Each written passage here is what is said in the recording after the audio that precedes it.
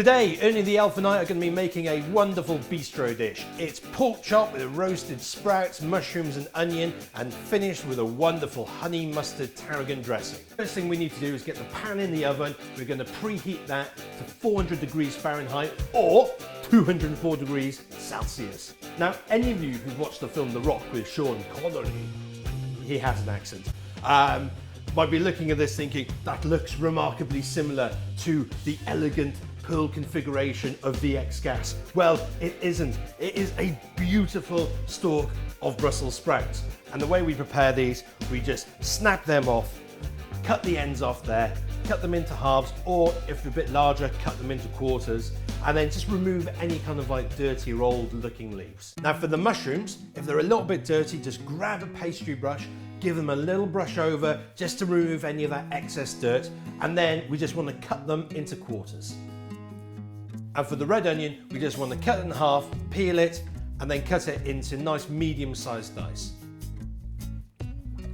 Okay, let's grab ourselves a nice big bowl, get all the vegetables in there. We want to add some salt, pepper, chili flakes, not too much, just a pinch. And then we're going to use a nice glug of olive oil, and then get your sleeves up and let's get your hands in and get really mixing that through. So what we're looking for is for every bit of the vegetables to be coated with seasoning and oil so it all roasts really, really well.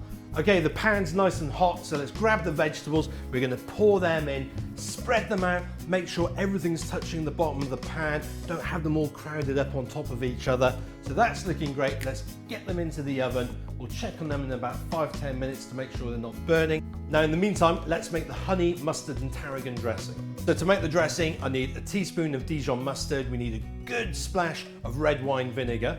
And also we need a good glug of olive oil. Now, I'm also going to use 1 clove of garlic, and we're just going to smash that with the back of the knife. I'm going to grab some salt, and we just want to scrape it with the knife and basically make it into a lovely kind of garlicky paste.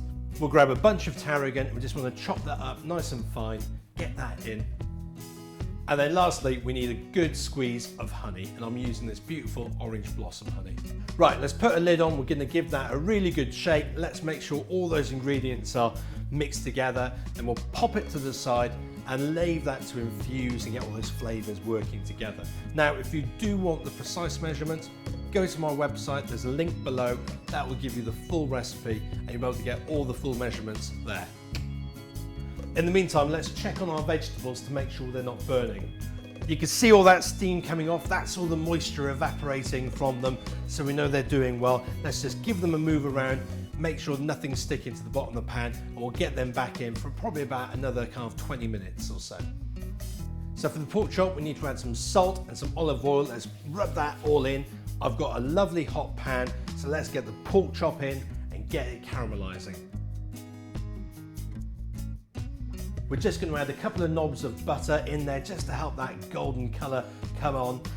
Keep turning this over every now and again, and you're going to cook it for about 5 to 10 minutes depending on how thick the pork chop is. If it's really thick, you could seal it all off and then chuck it in the oven for a couple of minutes.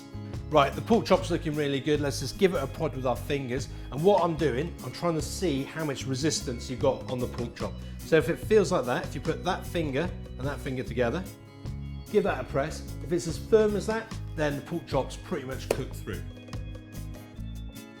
Right, let's get that out onto a clean plate, and we're going to leave that rest for a few minutes. Okay, the vegetables are looking fantastic. We're just going to finish them off with some baby spinach. So let's get that in and get that mixed in with all the vegetables, which will help wilt the spinach. Right, let's plate up.